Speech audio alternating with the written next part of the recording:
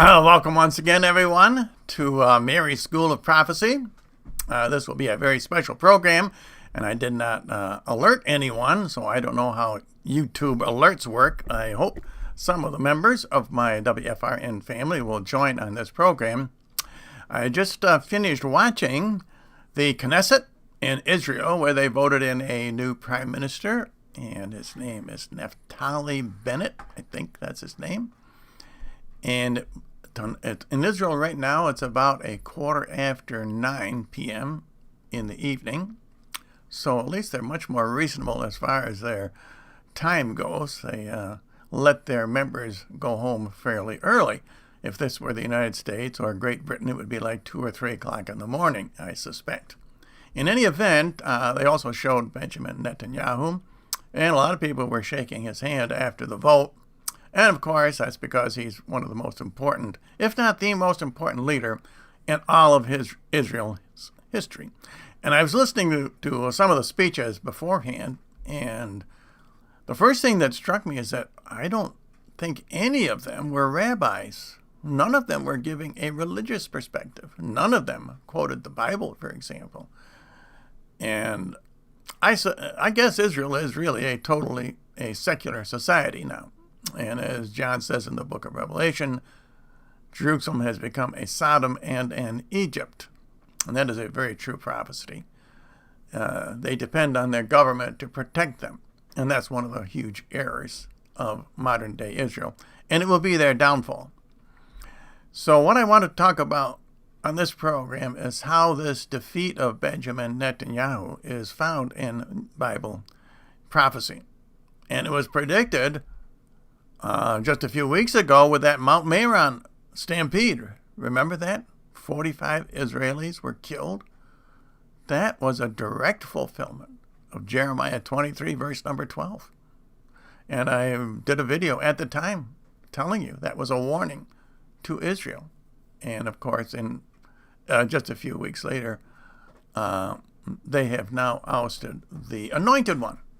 And we'll see in a minute why I call Benjamin Netanyahu the anointed one. Now, I gathered together some Bible verses that are pertinent, and I'm not going to read them in any particular order because I did not have time to organize this program properly. Therefore, it will probably be longer than it should be. As, who was it, Mark Twain or Winston Churchill? Somebody said, pardon the length. I know who it was. It was Oscar Wilde. Pardon the length of this letter. I didn't have time to write a short one. Is that right? Have I got that right? Pardon the length of this letter. Yeah, I think so. In other words, it would be shorter if he had organized it more properly. So the first Bible verse I want to read, I'll put it on the screen, because this has to do with that Mount Meron disaster, and that's leading up to this disaster. That was a warning from Almighty God for this disaster.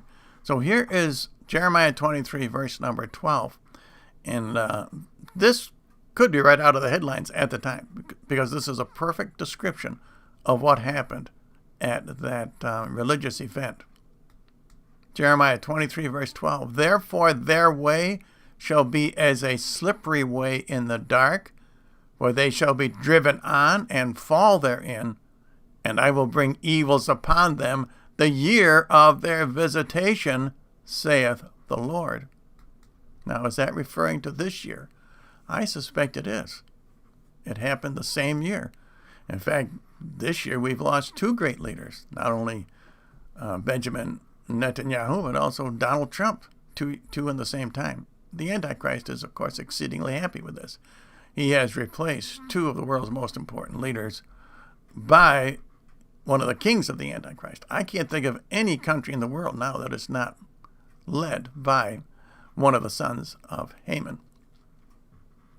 So in that passage that I just read to you from Jeremiah 23, verse 12, if you remember that Mount Meron disaster, it happened exactly as Jeremiah predicted here. There was a slippery way in the dark. Remember, it happened in the dark. It was like 1 o'clock in the morning. In fact, the timing is very significant, and I forgot exactly what the timing was, but it was, in other words, the midnight hour. The slippery way, that was caused by soda pop and other things spilled on the way. They shall be driven on. It was like a stampede, a perfect description of the stampede. They shall fall therein. And that's what happened. They fell before that's why they were killed. The 45 that were killed, they were stampeded upon by the rest of the people. And I will bring evils upon them the year of their visitation.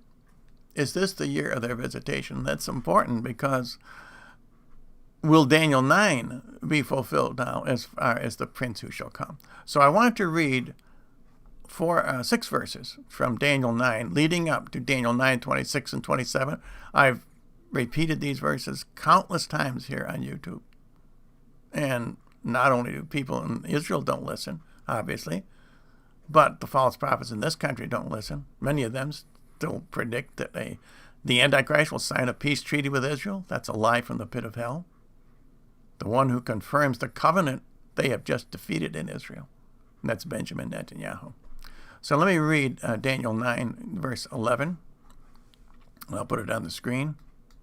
And all Israel have transgressed thy law, and have turned away from hearing thy voice, and the malediction and the curse which is written in the book of Moses, the servant of God, has fallen upon us, because we have sinned against him.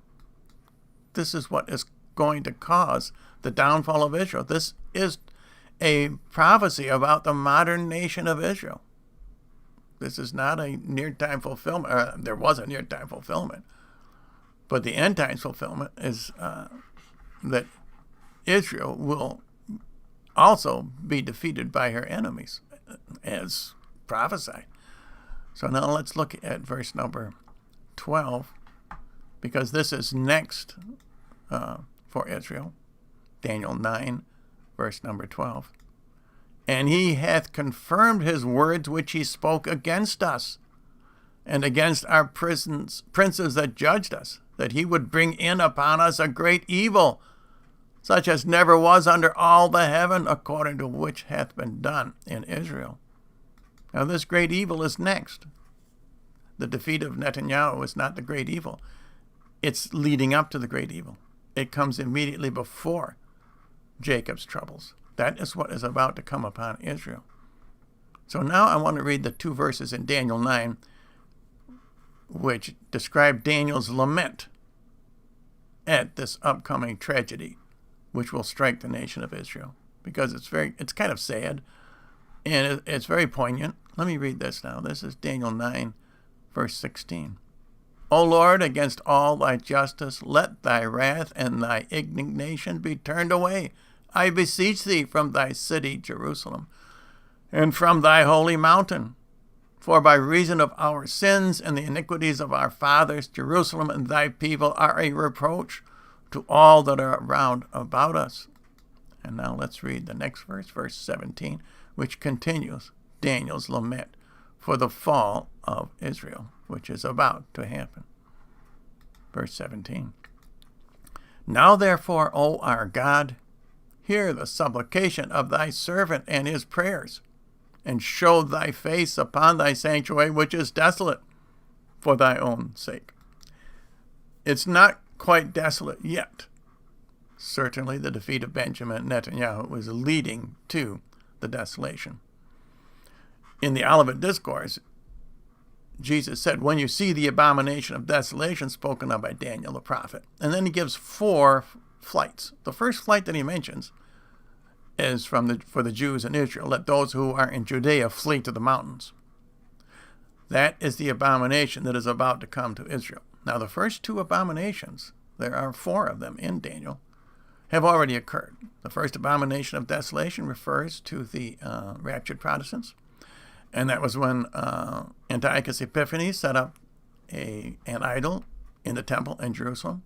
That occurred more than 2,000 years ago. So why should the Protestants pay attention to an abomination of desolation that occurred that far long ago? Well, it's simply to tell them to be ready at all times. In other words, your abomination of desolation has occurred, and it's another way of saying that Jesus will come like a thief in the night. The second abomination has already occurred. This shows you how Bible prophecy is being fulfilled right in our own time. The second abomination of desolation affected the Catholics. And I told you years ago, this sequence, this chronology, exactly as it is now occurring. The abomination of desolation for Catholics occurred when Pope Francis set up that idol, the Pachamama idol, in St. Peter's Basilica. And that is found in Daniel 12, verse number 11. And it explains Daniel 10, verse number 3, where Daniel writes, I ate no desirable bread, and neither flesh nor wine entered into my mouth, neither was I anointed with oil. Now that prefigures, or it comes ahead of, the abomination of desolation. That occurred when Pope Francis took the daily sacrifice away from the prince in his apostolic exhortation, Amoris Laetitia. That's when he invalidated the Eucharist of many priests throughout the world. And the Polish bishop, by the way, denounced that when they said that they were not going to give Holy Communion to people living in mortal sin. In any event, notice that Daniel said, neither was I anointed with oil. That means that abomination of desolation was brought about by the false prophet, not a truly anointed pope. And 1,294 days, I think it was, that's what several of my subscribers told me. In other words, 1,290 days is what Daniel says would be the abomination of desolation. As I said, that is when the Pachamama, this was, I think, last fall, right? When that AOD was set up. That was the second abomination of desolation. That affected the Catholics. That is when they had to flee the church, when they are scattered. The remnant Catholics are scattered. The third abomination of desolation, as I've been saying all along, affects Israel. So now, let's read, let me go to, I think I've got it next here. I read 9, 26 and 27. This is what happened today. And did I read 17? Oh, yes. 9, 16, and 17. That is Daniel's lament for the modern nation of Israel, because they will fall. And this is just the first step, the defeat of Netanyahu. Okay, so here's 9, 26, and 27, and I've discussed this on here countless times.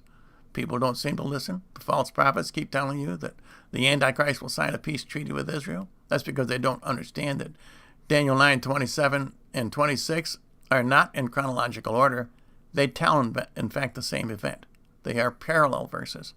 They are not in sequence. And therefore, you can read part of 927 first. In fact, that's what I'm going to do, because I'm going to put the two verses on the screen, and I've showed this chart many times.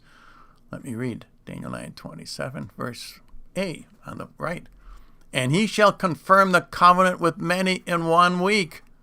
We saw that. That's Benjamin Netanyahu is the one. The covenant he confirmed was the Abrahamic covenant that ceded the land of Canaan to Israel. That's what he's been confirming for the last, ever since he's been in office. What is that? Over 9 years? I forgot exactly how many years he's been in office. But most specifically, the Abrahamic Accords. In fact, sometimes I think that the anointed one, the one who confirms the covenant, is Donald Trump or Benjamin Netanyahu. I've been saying that all along, that one or the other is the anointed one. And it looks to me now like the anointed one is Benjamin Netanyahu. Now let me continue that. And my chart, I've got to get this right here. Okay, so now read the B on the left, because that is what was confirmed a half an hour ago. And after 62 weeks, the anointed one shall be cut off, but not for himself. That is the Bible prophecy that was just fulfilled today. In fact, less than an hour ago, the anointed one was cut off. Benjamin Netanyahu is the anointed one who confirmed the covenant, not the Antichrist. Don't listen to the false prophets. But what is the significance of the anointed one being cut off? That means that opens the way for the disaster to Israel. And that, in other words, the prince who shall come. Let's continue with Daniel 9:26 and 27. In other words, look at C under 9:26. And a people of the prince who shall come shall destroy the city and the sanctuary. That's next. Now, there's no time span given there. For the Catholic abomination of desolation, there was 1,290 days given. There's no time. It could happen immediately. The abomination of desolation. Now, this is the abomination of desolation that's spoken of there. The people of the prince who shall come shall destroy the city and the sanctuary. Let's read D. And in the midst of the week he shall cause the sacrifice and the oblation to cease. Look at F. E. And there shall be in the temple the abomination of desolation, and the end thereof shall be with a flood. So that is next for Israel. There's so much Bible prophecy that it has already come true. For example, the first three beasts in Daniel 7 have all come and gone. All we're waiting for now is the fourth and final beast. So today, Bible prophecy is fulfilled. How many people are going to understand that? I mean, I've been on here years and years telling you what 9:26 and 27 meant. It's amazing to me and that's why I'm doing this program, because I am stunned that to live to see Daniel 9 being fulfilled. And as I say, what comes next will be a tragedy for. Let's finish Daniel 9:26 and 27. And after the end of the war, this is the Daniel 9 war, and the desolation shall continue even to the consummation and to the end. The end, of course, is Armageddon. So I'm not giving a time frame for when this prince who shall come. I have suggested all along that it could be Putin. He's also known as the Prince of Persia. It could be the leader of Iran. I believe this is also found in, is it 2 Kings, where the two she-bears come out of the woods. I believe those two she-bears symbolize Iran and Russia. Why do they maul the 42 youths? The 42 youths symbolize Israel in these end times. Why did they maul those youths? Because they made fun of prophecy, the prophet. The prophet was Elisha, right? Elisha. They made fun of him. Those 42 youths were mauled by the two she-bears. Israel is not listening to the true prophecies of these end times. For example, the Jewish teenager Natan. That was the fulfillment of the fourth blood moon. Remember, Natan gave his prophecy. People like John Hagee, they were years here on YouTube and on the internet telling you how important the fourth blood moon was to Israel. They were so pleased that they were giving a prophecy. And then the prophecy was fulfilled and they didn't say a word about it. I think maybe they figured God should have given them the near-death experience that was given to the Jewish teenager Natan. Anyway, I tell you what I want to do now. I want to go over some other verses from Zechariah and Jeremiah that have to do with these end times and the events that occurred today. And I'm not going to read these in any particular order because I didn't have time, as I say, to organize this program, but these are pertinent verses. So I want to look at Zechariah chapter 13, verse number 7. And I'll read this for you. Put it on the screen.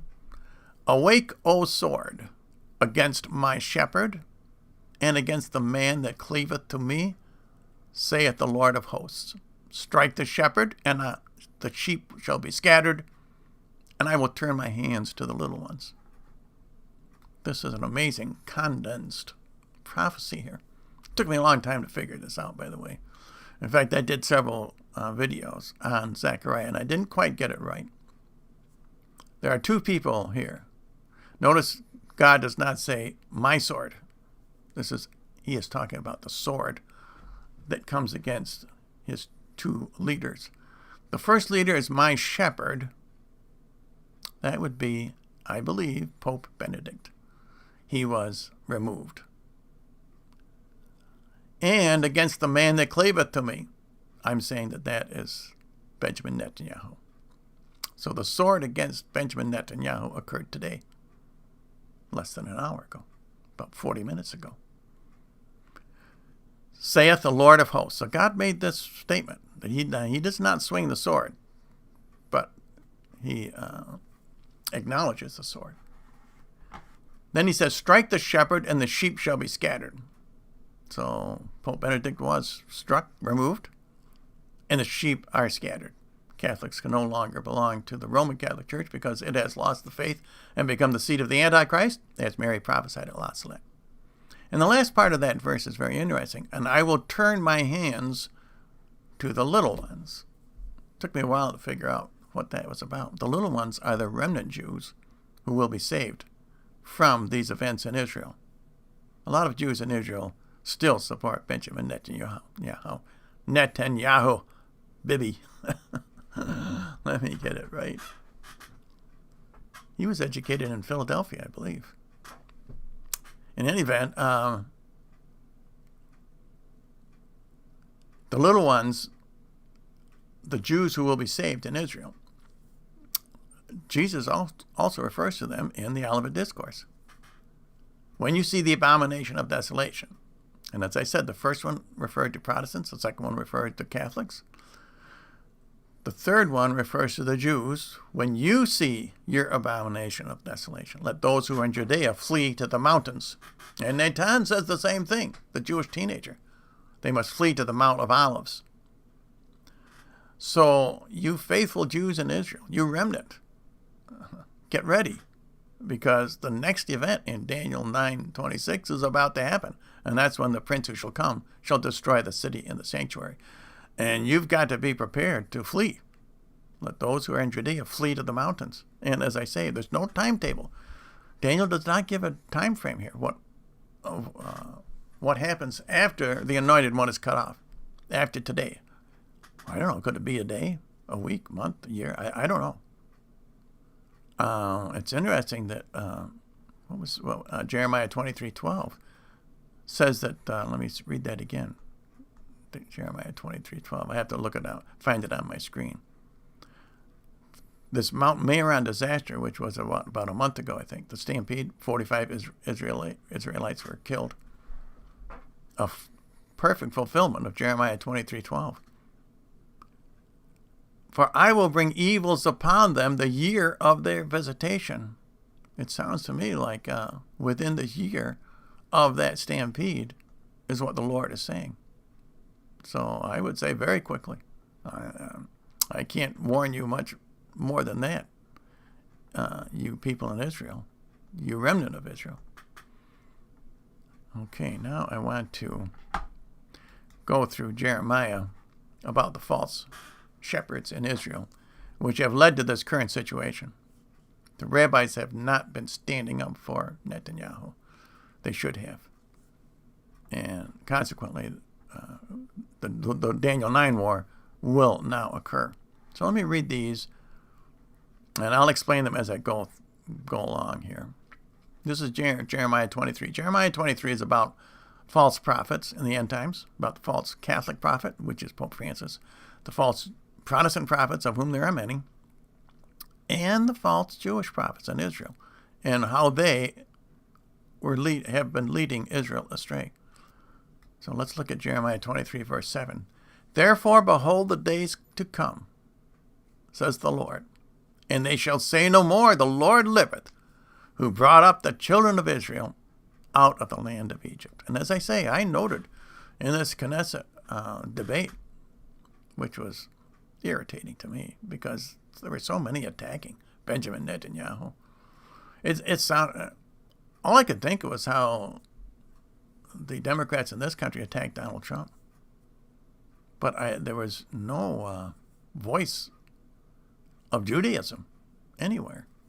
I was kind of surprised at that. Let's see. Did I read? I didn't read verse 2. I don't think I made a chart for verse 2. I should have read. Maybe I did. Excuse me here while I'm trying to figure out the charts that I have. Yeah, I think I read this one. Yeah, but I didn't read Jeremiah 23:2. So let me read Jeremiah 23:2, which actually comes before this. I thought I made a chart for everybody. I did all these at the last minute. I wanted to bring all of you up to date on what's going on. I mean, this is shocking. Jeremiah 23, verse number 2. So I'll read it for you. I didn't make a chart. I find it's probably on here somewhere. I don't know why I can't find it. Anyway, here's what this is also about the modern nation of Israel. Therefore, thus saith the Lord, the God of Israel. Now, he identifies himself in Jeremiah 23 with various titles. But in this verse, he calls himself the God of Israel, which means that that's who he is prophesying to. To the pastors that feed my people. In other words, the Jewish people. My people in Daniel and Jeremiah refer to the Jewish people. You have scattered my flock and driven them away and have not visited them. Behold, I will visit upon you for the evil of your doings, saith the Lord. So that's God condemning the modern day false Jewish prophets in Israel who are leading them astray. I am sure that if they had been doing their job, Netanyahu would still be the prime minister. Let me see now. I read verse 12. Verse 12 is next, but I read that already. That was the fulfillment of the Meron. The Meron stampede was the fulfillment of verse 12. Let's look at verse 17. I didn't read that one yet, I don't think. They say to them that blaspheme, the Lord hath said, you shall have peace. And to everyone that walketh in the perverseness of his own heart, they have said, no evil shall come to you. So those are the two areas that the rabbis have been leading the Jews in Israel astray. Number one, they have said, you shall have peace, even though you blaspheme the Lord. And the rabbis, they've been teaching that all you need is more Iron Dome. All you need are more weapons. All you need is a stronger IDF. Natan says the IDF will only hold out for 2 days against the prince who shall come. The IDF is not going to withstand. And Daniel 9 told us why this will happen. And so is Jeremiah 23 telling us why this will happen. Because the rabbis have said that Israel will have peace. All they have to do is depend on the government. And the next thing that he said was that and to everyone that walks in the perverseness of his own heart, they have said, no evil shall come upon you. We know what perverseness means in the Bible. Because I'm speaking on YouTube, I can't tell you, but you know what it refers to. Or, as John said in the book of Revelation, Jerusalem has become a Sodom and an Egypt.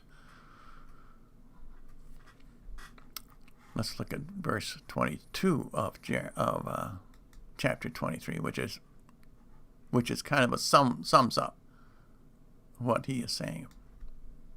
And if they stood in my counsel and had made my words known to my people, I should have turned them from their evil way and from their wicked doings. He is talking about the rabbis in Israel. If they had stood in God's counsel, this predicament would not have come upon Israel. You watch the next few weeks, days, weeks, months, if they have that much time. Israel will go right down the tubes, just like the United States is going down under you-know-who. And I can't say too much on YouTube because I'm broadcasting from behind enemy lines, as you know. So now I don't know if we have anybody in the chat or not who would like to discuss this, but I am open to discussion because, as I say, what just happened in Israel, the removal of Benjamin Netanyahu, is found in Daniel 9, the cutting off of the Anointed One. So let's take a quick look and see if, and I don't have a moderator, and remember, and this is probably a mistake, not to have a moderator on this program, But I should have warned Sandra. Sandra is my usual moderator. And this will only be about for 5 or 10 minutes. I don't want to make this program too long. You know, when you have a video on YouTube and it's an hour long, a lot of people are turned off by that. No matter how good it is, they're not going to watch a video an hour long. So I'm going to try to keep it a little over half an hour. So Snowland is here. So is JMJ, Maria Ponaduri, Karen Herrera, Molly May, Digital Market Income, Psycho Union. I don't know what you're talking about, Psycho. Larry Tischler says, thank you, William. Well, thank you for joining us, Larry. Digital Market Income. Psycho Union. I don't know what your Psycho Unicorn. Oh yeah, I mentioned that wrong. Psycho Unicorn. Sounds like you're a troll, Psycho, or you accidentally stumbled onto the wrong channel. Yosef says the third eagle's back in action. Thank you, Yosef. Alma Madrano says hi, Remnant. Zach says hi. Catholic Crusader says, remember, PF the FB is Cardinal Wormwood. Wormwood is not a comic. Thank you, Cardinal Crusader. Pope Francis is Wormwood in Bible prophecy, as you say. He is the star that falls and causes the water to turn bitter. He's prefigured by Martin Luther. Who's the other star that falls? The star that unleashes a plague of locusts that lasts for 5 months, which is actually 5 centuries. His time is almost up, too. Catholic Crusader says, there will be 2 denominations in the end times, those who take the mark of the beast and those who refuse. If you take the mark of the beast, your soul will be in communion with Satan. Thank you for that, Catholic Crusader. And that's a good way to end on this program. As I said all along, a lot of people think the Jews had to convert. They don't. They don't convert until Jesus returns. That's what Zechariah says. And remember, in the book of Revelation, 144,000 are sealed by the 2 prophets, Enoch and Elijah. They are sealed, but they are not converted. In fact, I've suggested all along that the 2 prophets, Enoch and Elijah, are actually the 2 Bens, Benjamin Netanyahu and Pope Benedict. Now, I'm suggested that. I'm not saying that's written in stone, but I do believe the 2 witnesses are here, and they are now clothed in sackcloth. That means we don't know their identities, but they are famous people. So it's very possible you've just seen the state of Israel reject the prophet Enoch. But that, as I say, is I have not stated that for sure. So thanks, everybody, for those who did join and watch. And I'm going to sign off, and maybe I will go back and watch what's going on in the Knesset. I watched it for a couple of hours, and the debate was very discouraging because it sounded very much like here in the United States, people knocking Benjamin Netanyahu, who did nothing, who sacrificed everything for the nation of Israel, just like Donald Trump. And as Daniel 9 says, he was cut off, but not for himself. Well, people, in a way it's good news, bad news, but in a way it tells us that the end times are here and Bible prophecy is being fulfilled. So until I see all of you again, oh, wait a minute. Let me give you my address, because it's always new people who want to write to me. There's my address, William Tapley, Post Office Box 291, Osage, Iowa, 50461. Now I will sign off. Thanks, everybody, for watching. Until I do see all of you again, may God bless all of you. And may all of you have the rest of the day, very blessed day.